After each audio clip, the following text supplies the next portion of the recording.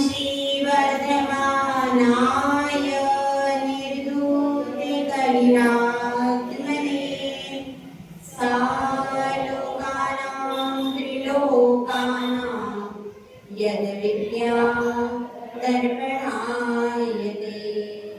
पंच परमेश्वरी भगवान की जय। 1008 कुंथुनाथ भगवान की जय। परम पूज्याचे श्री समंतभद्र भगवंते की जय। परम पूज्याचे श्री आदि सागर जी महाराज की जय। आचार्य श्री नारी कीर्ति महाराज की जय। आचार्य श्री विमल सागर महाराज की जय। आचार्य श्री तपस्वी सम्राट सन्मति सागर महाराज की जय। आचार्य गुरु सुंदर सागर महाराज की जय। अहिंसा में ईश्वर धर्म की जय। जिनवाणी माता की जय।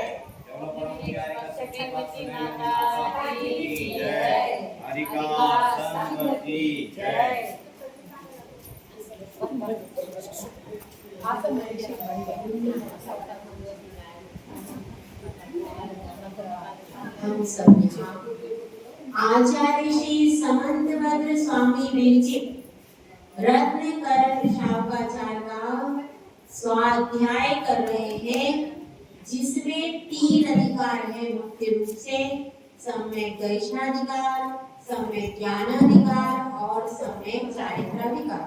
तो ये 3 अधिकार जिसमें है, ऐसे महाग्रंथ जो कि श्रावकों के लिए मुख्य रूप से लिखा गया है, ऐसे श्रावकाचार्य को पढ़ रहे। तो उसमें वर्णन अभी क्या चल रहा है? शिष्य ने महान बनने के लिए पूछा था, गुरुदेव मैं महान बनना चाहता हूँ।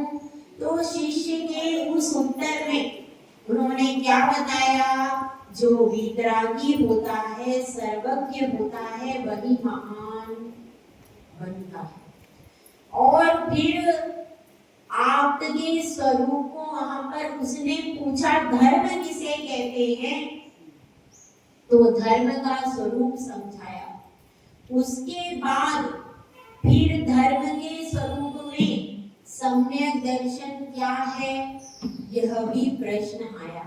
सम्यक दर्शन क्या है? इसके उत्तर में आचार्य श्री ने कहा, आप तागम तपोव्रता, इनका जो श्रद्धान करता है आप तागम और तपोव्रता, वह सम्यक दर्शन है। वो शिष्य प्रश्न करता है, आप तो किसे कहते हैं? तो गुरुदेव ने पिछले श्लोक में बताया था, आपके गुणों को बताया था। वीतराग, सर्वज्ञ और हितोपदेशी जो होते हैं, वे कौन होते हैं? इनके बिना आप अर्थात देवादिदेव कभी भी नहीं हो सकते। ठीक है, तो अब यहाँ पर शिष्य कह रहा है कि आपने गुणों के बारे में तो वर्णन बता दिया, लेकिन यह बताइए उनमें कोई दोष होते हैं कि नहीं होते?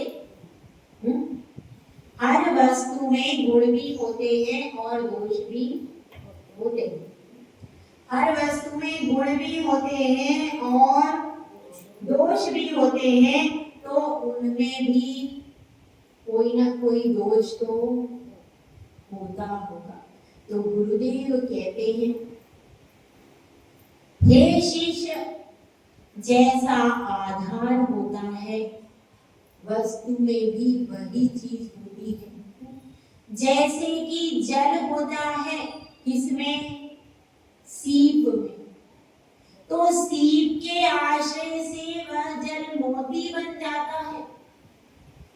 सागर में जल जाता है, सागर की गहराई से वह जल भी कैसा हो जाता है?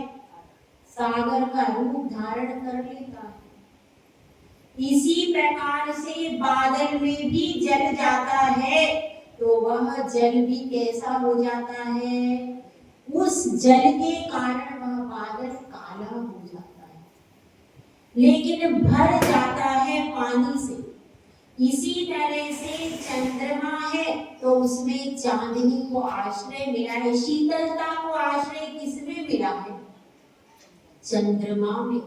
सूर्य है आतप का केंद्र, धूप का आतप का आश्रय किसमें मिला जो जैसा जिसमें जैसे गुण होते हैं वैसे ही आश्रयभूत गुण आधार भी उसका वैसा ही होता है। तो इसलिए यहाँ पर बता रहे हैं कि ये भगवान है। जब मैंने वीतराग शब्द कह दिया तो उसमें उनके समस्त दोष समाप्त, उसमें एक भी दोष नहीं है। तो शिष्य कहता है ऐसा कैसे हो सकता है, ऐसा कैसे हो सकता है कि उनमें कोई भी दोष नहीं हो, ऐसा तो संभव नहीं होता है। तो आप यह तो बताइए उनमें कौन कौन से दोष नहीं होते, फिर मैं ये कहूंगा कि ये दोष तो होता है। तो इसलिए शिष्य बहुत चतुर होते हैं। शिष्य कैसे होते? शिष्य बहुत चतुर होते, वो सोचते हैं गुरु को जितना घुमा सके उतना अच्छा। तो इसी तरह से वह शिष्य कह रहा है कि आप बताइए कौन कौन से दोष उनमें नहीं होते। तो अब वो सोच रहा है अब मैं कोई दोष का नाम लूंगा और आचार्य जी ने अगर वो दोष नहीं बताया तो भगवान दोषी हो जाएंगे। ऐसी उसने अपने मन में प्लानिंग की। बोला नहीं उनको तो क्या कहा, गुरुदेव कौन से दोष नहीं होते हमको बताइए। तो गुरुदेव क्या कह रहे हैं, गुरुदेव इसमें बता रहे हैं कि कौन कौन से दोष भगवान में नहीं होते। अपन पढ़ते हैं श्लोक नंबर 6, सब आप उसमें निकाल लीजिए। कौन सा श्लोक है? श्लोक नंबर 6। शुद्ध पिपासा जरातंक जन्मांतक भयस्मया न राग द्वेष मोहाश्च यस्याप्ता स प्रकीर्तयते।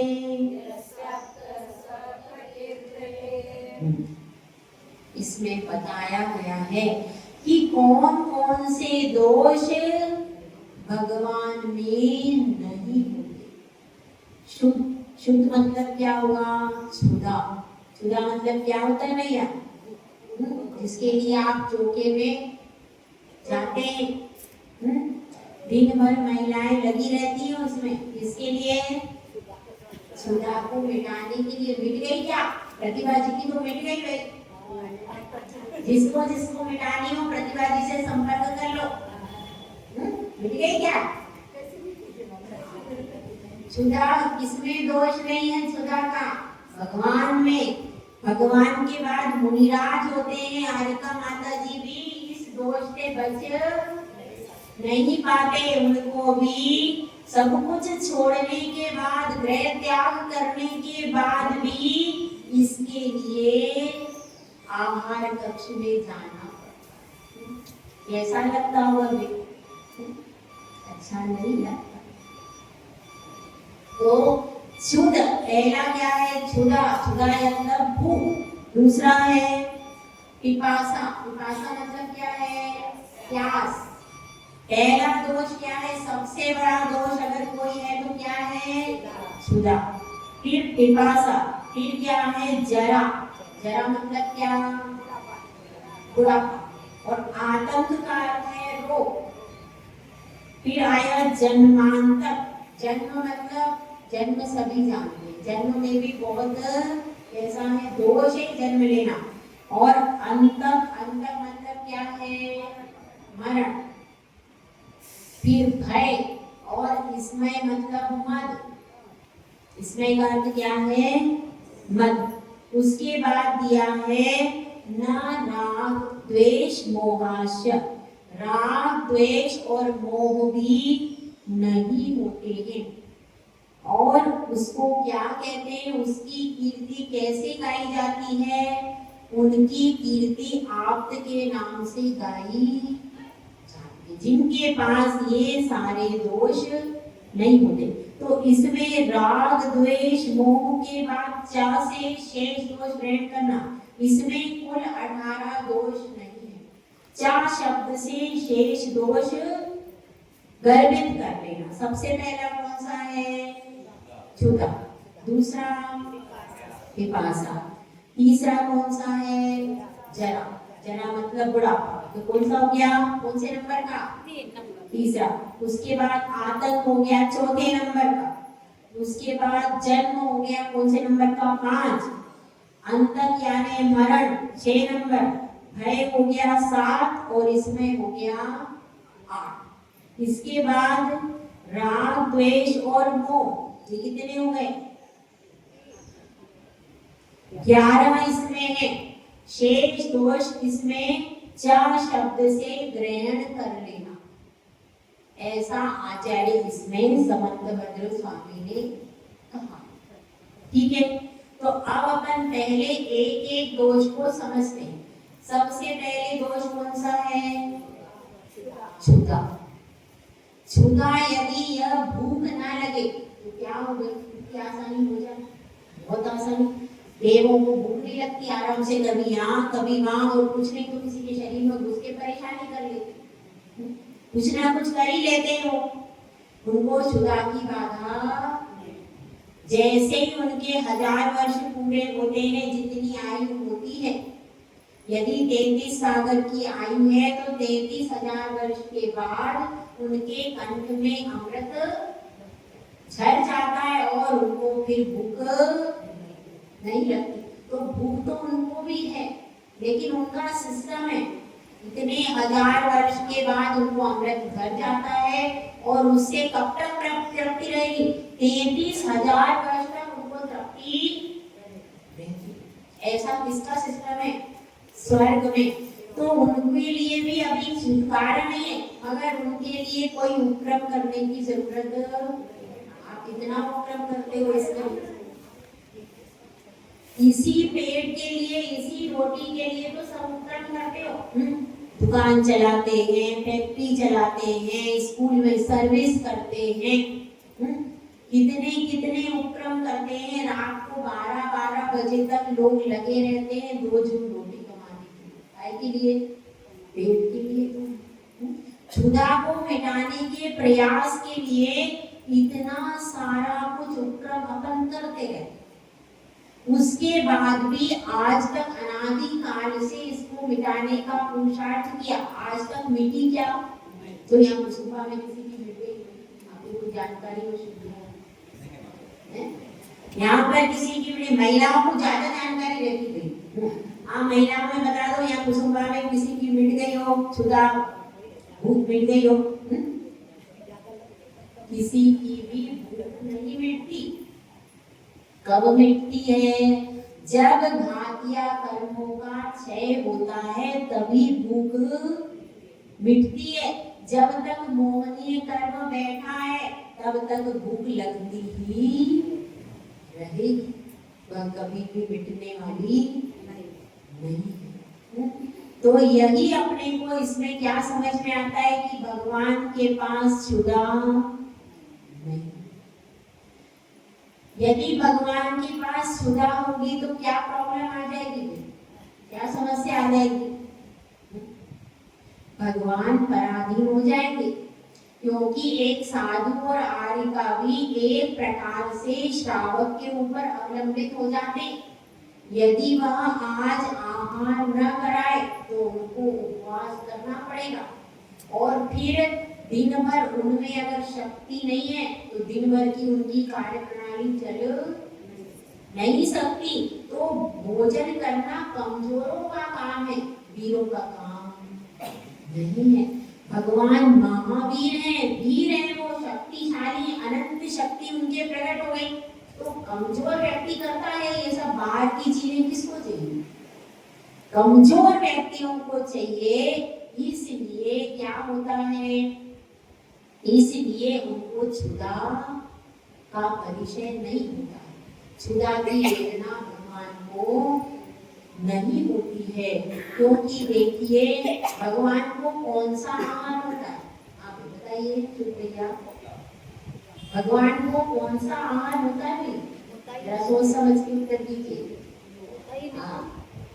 नहीं होता है, आहार तो होता है, तो मैं बता रही हूँ। आप देना है, आहार का नाम बताना है, भगवान को कौन सा आहार होता है। नो कर्माहार। नो कर्म मतलब क्या?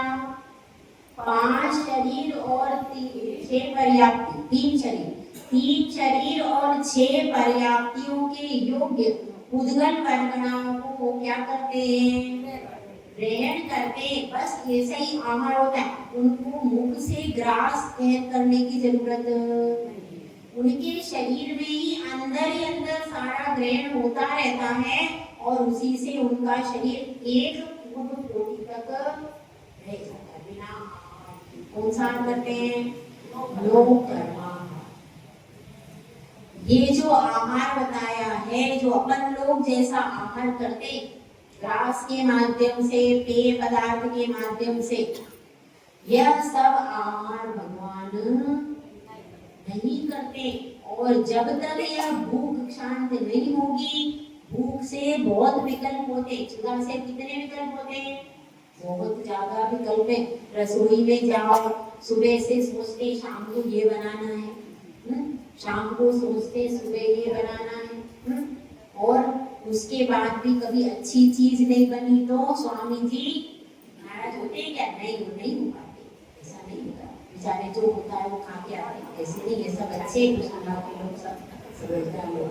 तो अब जो होता है वो खा के आना पड़ता है। अब नहीं खा रहा है तो भी अब क्या कर सकते? अब जो बन गया, देखो अब वो तो क्या हुआ, वो तो बना करके उन्हें तैयार कर दिया। क्या आप कह सकते हो भाई ये सब्जी जब मेरी दूसरी बनाने, तो ऐसा अपन कह नहीं सकते ना, ऐसा नहीं कह सकते,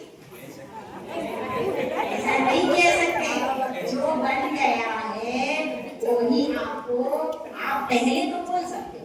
अगर आपसे पूछा पहले तो आप पहले तो बोल सकते हो कि ये सब्जी बना लो, ये अगर उन्होंने नहीं बनाई और कोई दूसरी चीज बनाई तो अपन ये नहीं कह सकते कि भाई वो चीज अभी टाइम पे थाली में सामान परोस दिया, उसके बाद क्या अपन डिमांड कर सकते हैं कि भाई मुझे आज वो सब्जी, वो मामला बिगड़ जाए।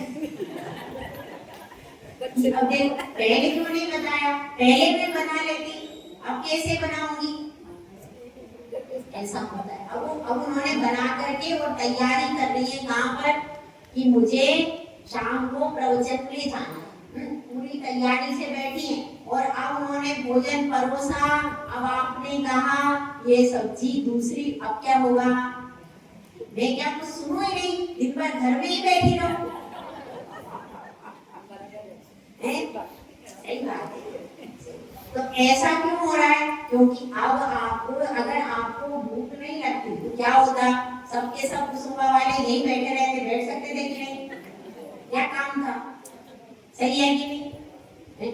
कितना आसान हो जाता है। अगर भूख नहीं लगती देह को, कोई प्रॉब्लम नहीं है भूख की, लेकिन उनको भी जब अमृत झरता है तब भी तृप्ति तो मतलब बहुत कम टाइम, उनको कोई पुरुषार्थ नहीं करना, एकमात्र एक गति में, देव गति में कोई पुरुषार्थ नहीं करना, अपने आप पुण्य के उदय से अमृत झर जाएगा। कोई मतलब इसके लिए भूख को मिटाने के लिए पुरुषार्थ कहाँ पर सबसे ज्यादा करना पड़ता है? मनुष्य और त्रियंच गति। त्रियंच भी घूमते रहते, कहीं कुछ मिल जाए, कहीं कुछ मिल जाए, बेचारे कितने परेशान होते हैं, वो होते कि नहीं?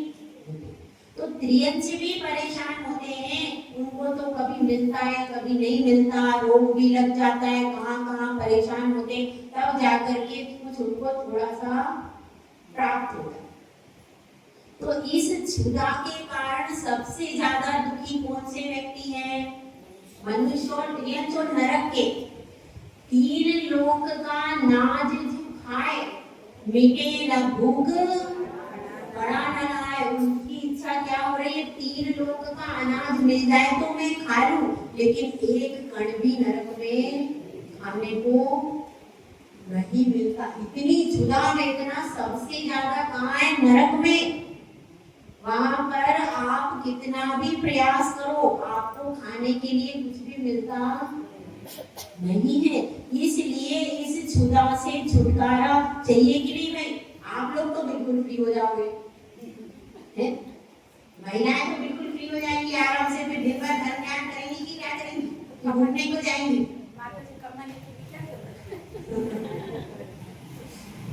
तो इस तरह से समझना चाहिए छुरा जो ये क्या है, दोष है। यह दोष है और यह दोष भगवान में कैसे हो सकता है, क्योंकि यह दोष पराधीन बनाता है। वो आपके ऊपर आश्रित है कि आप भोजन बना के दो, आप उनके ऊपर आश्रित हो कि आप उनके लिए क्या लेकर के आओ, धन लेकर के आओ। तो इसके कारण दोनों एक दूसरे पर आश्रित हुए कि नहीं? तो भगवान किसी के अधीन हो सकते हैं क्या? वो तो स्वतंत्र होते, अपने बल पर होते, तो इसलिए उनको यह क्षुधा का रोग नहीं होता। दूसरा क्या है? पिपासा। पिपासा मतलब प्यास। इतनी प्यास लगती है कि कितना सागर प्रमाण जल भी पी ले, इतनी प्यास लगती है नरकों में, लेकिन उसके बाद भी बूंद भर पानी मिलता नहीं। अनादिकाल से हमने कितना पानी पिया है, कोई बता सकता है? हाँ बताए, कितना पिया है? सागरों प्रमाण। तो अपना हिसाब किताब तो लगाओ, एक दिन में आप कितना पानी पी लेते हो? 6 लीटर।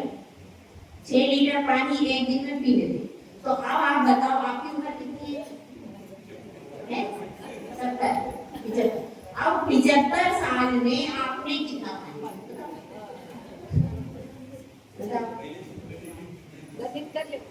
इतना पीने के बाद भी अपन की प्यास मिटी क्या? है ना? अनादिकाल से, अब ये तो एक भव की बात चल रही है, अब अनंत भव से अपन ने कितना पी लिया होगा? सागर प्रमाण भी पी लिया, फिर भी आज तक तृप्ति नहीं हो पाई। इससे क्या समझना चाहिए कि यह खाना और पीना अपना स्वभाव ही नहीं है, अपन विभाव में ही जी रहे। अगर स्वभाव होता तो सिद्ध और अनंत प्रभु भी खाते पीते, लेकिन यह स्वभाव नहीं है। क्या है? वैभाविक परिणति है। तो पिपासा भी हमारा स्वभाव नहीं है, उसको भी भगवान ने उस दोष को भी दूर कर दिया अपने से। और जरा, जरा का अर्थ क्या है? बुढ़ापा। बुढ़ापा जो होता है वह कैसा होता है? अच्छा होता है बहुत। क्यों अच्छा नहीं होता? कितना अच्छा होता है, घर में बहू बनाती, आराम से आओ मंदिर में बैठो, जितना चाहो उतना धर्म ध्यान करो, अच्छा बढ़िया रहता है। बुढ़ापे में तो नहीं रहता। क्यों?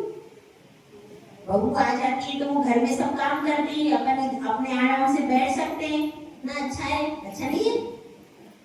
अच्छा नहीं है। क्यों? क्योंकि आपका शरीर उस समय तक बिल्कुल थक, जो शक्ति आपको पहले युवावस्था में थी, बुढ़ापे में वो शक्ति, और शक्ति सब तरफ से घटती है, सुनने की शक्ति भी कम हो जाती है।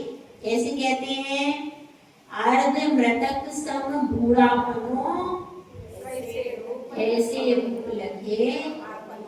आप सब बूढ़े नहीं, आप सब तो यहाँ के जवान है, उसमें भी बूढ़ा कोई नहीं। तो अर्ध मृतक सम कैसे होता है? शरीर कैसा हो जाता है? बिल्कुल अशक्त हो जाता है। आंखों से सुनना, आंखों से दिखना कम, कानों से सुनना कम, और स्मरण शक्ति भी धीरे धीरे नीचे गिरती जाती है। कमर भी कैसी होने लगती है? दर्द होने लगता है। हाँ हो रहा है ना सबके दर्द? आप सब तो जवान हो, आपके तो कमर में दर्द होने लगता है। इसमें बुढ़ापे में पैरों में, घुटने में प्रॉब्लम होने लगती है, और भोजन करो तो पचता नहीं है। मेवा मिष्ठान भी मिल जाए मगर पाचन शक्ति तो है, तो क्या करें? तो इस तरह से बुढ़ापे में शरीर साथ देता नहीं है, इसलिए अपन चाहते हैं धर्म करें मगर शरीर साथ देता। इसीलिए महापुरुषों को, तीर्थंकरों को बुढ़ापा नहीं आता, वे युवा ही रहते। जैसे वो 16 वर्ष का युवा रहता है, इसी प्रकार से रहते अंत तक, उनको बुढ़ापा नहीं आता है। तो उनके पास, लेकिन उन्होंने अब बुढ़ापे का हमेशा के लिए नाश कर दिया।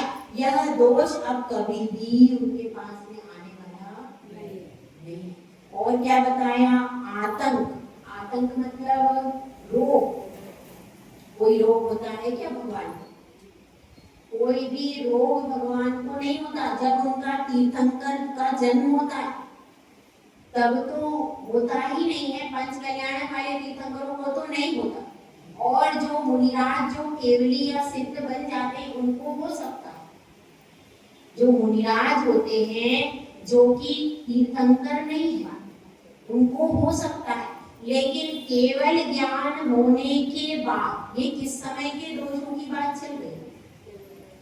केवल ज्ञान होने के बाद ही भगवान संज्ञा। क्यों? भग का अर्थ होता है ज्ञान। क्या होता है? इसका भी पेपर होगा शाखाचार्य, इसलिए ध्यान रखो। भग शब्द का अर्थ क्या है? ज्ञान। और ज्ञान से जो सहित हो वो क्या हो गया? भगवान। भग शब्द का अर्थ क्या है? ज्ञान। तो ज्ञान से जो सहित हो, उत्कृष्ट ज्ञान कौन सा है? केवल ज्ञान। तो उस केवल ज्ञान से जो सहित होता है उसको क्या कहते हैं? भगवान।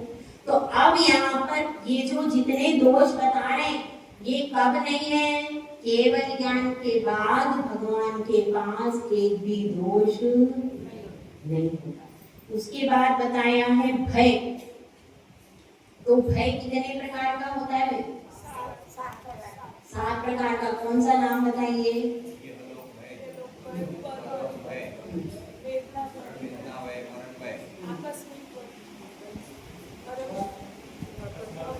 आकस्मिक भय और आरक्षा भय, अगुप्ती भय।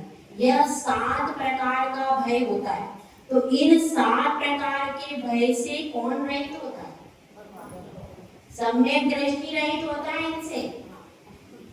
एक सम्यक दृष्टि को ये सब भय नहीं होते, वह भय से रहित होता है। यहाँ तो भगवान की बात हो रही है। भगवान को तो किसी प्रकार का कोई भय ही है ही नहीं, क्योंकि जो सर्वशक्तिमान हो उसको भय कैसा? जो कमजोर हो रहा है, कोई मुझे मार नहीं दे, कोई मेरे को कुछ कर नहीं दे, मेरा कुछ बिगाड़ नहीं दे, मेरी बुराई नहीं कर दे, जो कमजोर होता है वो डरता है। अब जो सर्वशक्तिशाली है, जिसके पास सोधर इंद्र पूरे सोध इंद्र बैठे, उसको क्या परेशानी? कोई भी अगर विरोधी व्यक्ति, और इतनी उनकी वरगणाएं हैं कि अगर लड़ते लड़ते भी कोई समुद्र के पास आ जाएगा तो अपने आप वो पैर भूल करके समुद्र में बैठ जाएगा। इतनी उनकी प्रभावी शक्तियां, उनको भय की जरूरत क्या है? तो इसलिए भगवान को, क्योंकि वो सर्वशक्तिमान है, अनंत शक्ति के धारक हैं, इसलिए उनको भय नहीं होता। और इसमें का अर्थ है मद, यानी क्या? अहंकार, मान कषाय। तो मान कषाय कहाँ तक रहती है? 9वें गुण स्थान तक रहती। अभी आपको गुण स्थान भी पढ़ाएंगे कर्मकांड में। ये अपना जो चैप्टर पूरा हो जाएगा 86 तक, उसके बाद सेकंड चैप्टर जो शुरू होगा उसमें पूरा गुण स्थान है। तो अब अपनी बात चल रही है, कौन सा दोष बता रहे हैं? इसमें अर्थात मद। तो मद यानी अहंकार। अहंकार उनको मान कषाय कहाँ तक रहती है? 9वें गुण स्थान तक ही रहती। तो अब वहां पर 9वें गुण स्थान में ही कषाय चली गई, मान कषाय। तो अब आगे रहेगी क्या? वो 13वें गुण स्थान में, वहां पर रहेगी क्या? इसलिए उनके इसमें भी नहीं रहता। उसके बाद बताया राग, द्वेष और मोह, ये 3 चीजें भी उनके पाई नहीं जाती। राग द्वेष का अभाव कहाँ पर हो गया? 10वें गुण स्थान में राग और द्वेष दोनों का अभाव हो गया, और मोहनी कर्म भी वहीं पर क्षय हो गया। इसलिए उनके राग और द्वेष और मोह, ये तीनों ही चीजें भगवान के पास में नहीं। और अगर राग और द्वेष चले गए तो ये सब तो उसके भैया बहने ये सब चुरा विपाशा ये सब शरीर से राग के कारण ही तो हम चुरा की अन्न की अपेक्षा करते हैं। ठीक है, तो यहाँ पर इतने दोष बताए, शेष दोष कौन कौन से बचे हैं? शेष भी बहुत से दोष बचे हैं, लेकिन अपन थोड़ा सा अभी इस बात को समझते हैं कि भगवान के पास दोष क्यों नहीं होते। क्यों नहीं होते? इसलिए नहीं होते कि जिसके पास जो होता है उसकी प्रकृति की चीज उसके पास होती है। जैसे दूध में स्वाभाविक रूप से मिठास है कि नहीं है? गुड़ में मिठास अपने आप है, गन्ने में मिठास अपने आप है। इसी प्रकार से वे महापुरुष हैं, भगवान बन गए, उनके पास अनंत गुण हो गए तो क्या हो गया? तो दोषों ने दूर से ही टाटा बाय बाय कर दिया। दूर से ही उन्होंने देखने को भी उनके पास में नहीं आया। ऐसा भक्तामर में आया, पर उसका काव्य यहाँ पर पढ़ते हैं।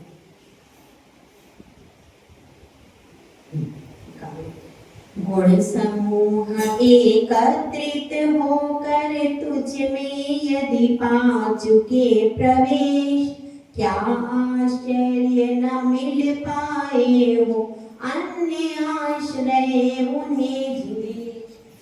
जो दोष थे, जो गुण थे, वो खुद ही तुम्हें अपना आश्रय बना लिया, तुम्हारे अंदर सारे गुण समा गए। तो फिर दोषों ने क्या कहा कि भाई अब वो इतने गर्वित हो गए क्योंकि आपने दोषों को इनविटेशन कार्ड नहीं दिया, बुलाया नहीं। दोष क्यों आते हैं? दोष आने का मूल कारण यह है, हम दोषों को अपने अंदर बुलाते हैं, हम दोषों की चर्चा करते हैं, लोगों के दोषों की चर्चा करते हैं, इसलिए दोष हमारे अंदर जगे हैं। यदि हम इतना ही नियम कर लें कि हम पर की निंदा, इतना सा भी नियम कर लें, तो आप देखेंगे आपके अंदर गुण बढ़ते जाएंगे।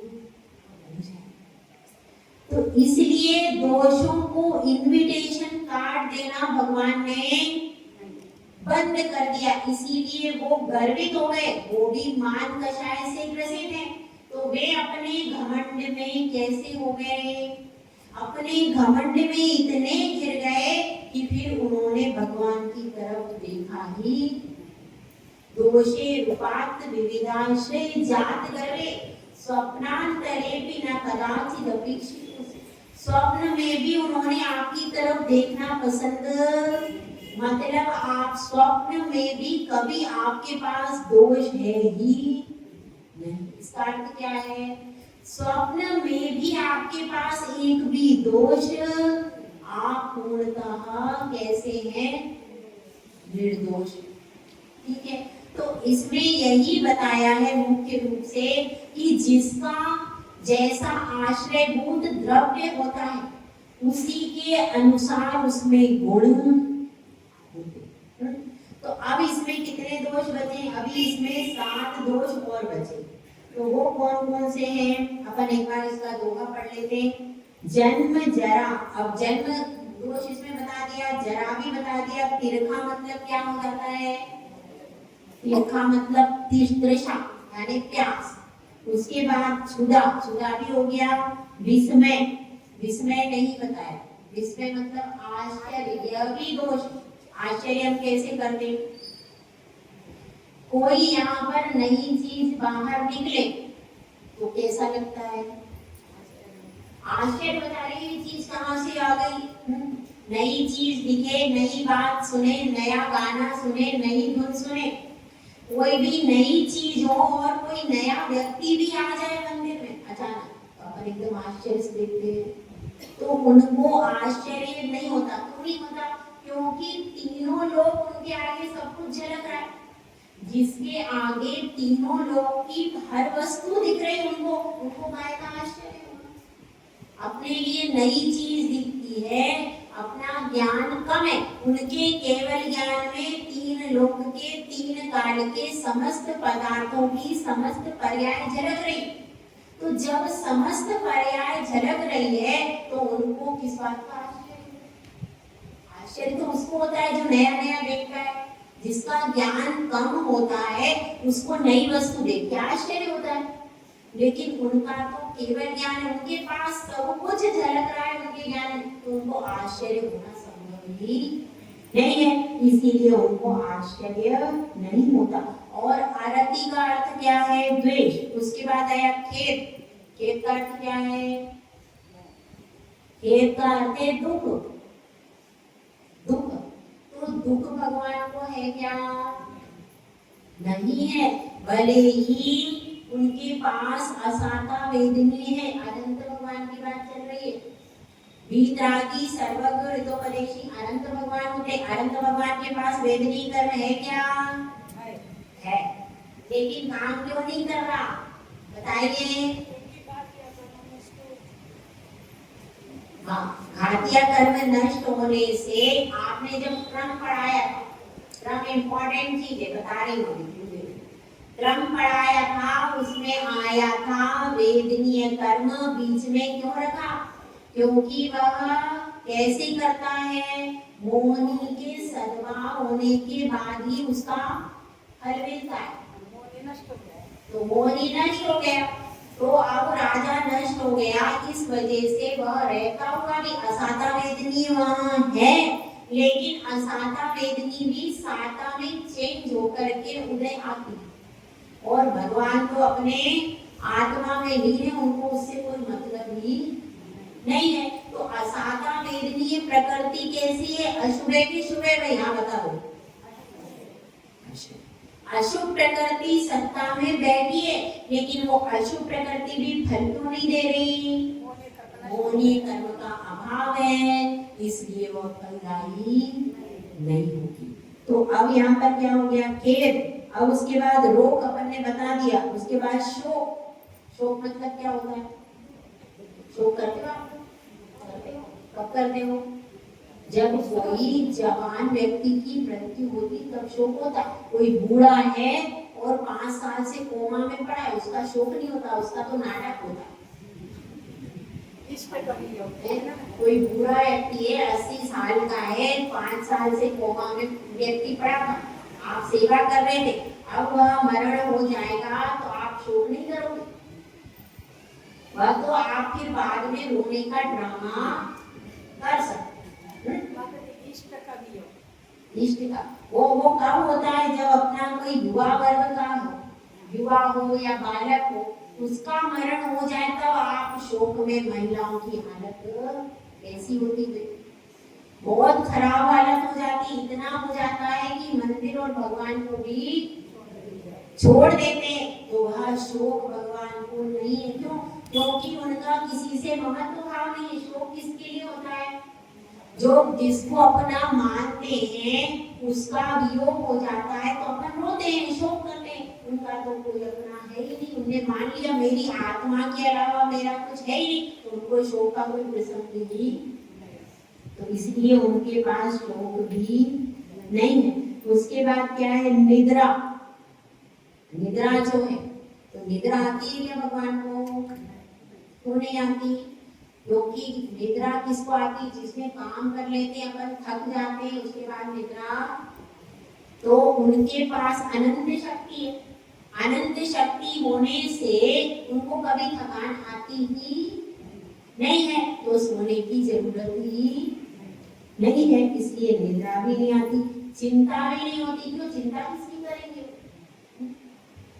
किसकी चिंता करेंगे? घर बार सब वो छोड़ ही आते हैं पहले ही, और शरीर के प्रति भी ममत्व भाव छोड़ दिया। अब चिंता किसकी करें? क्योंकि चिंता होती है किसकी? या तो मकान की होगी, या नारी की होगी, या भोजन की होगी। अब उनके पास ये सब चीजें ही नहीं है, तो इसलिए चिंता भी उनके पास नहीं होती। उसके बाद बताया है श्वेत। श्वेत का अर्थ क्या होता है? पसीना।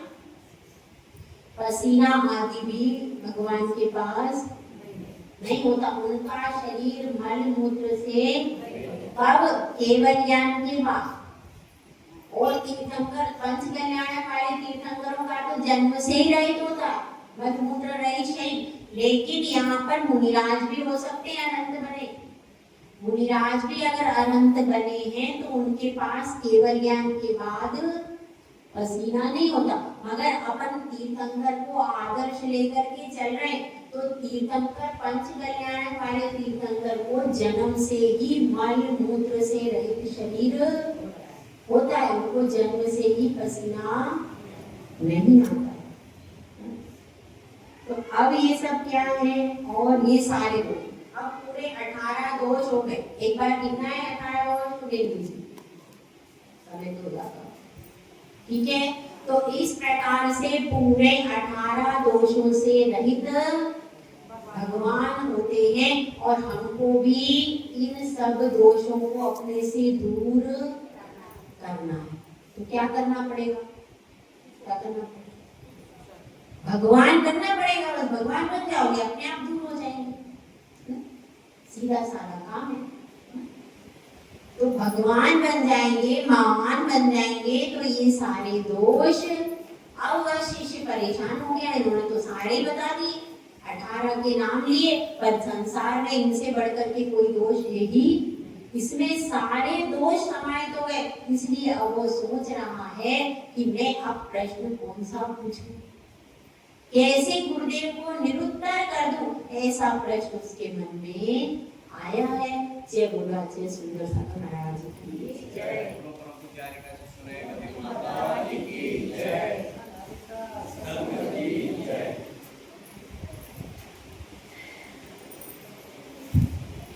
हम सब ब्रह्मचारी कृष्ण से नाम निवेदन कर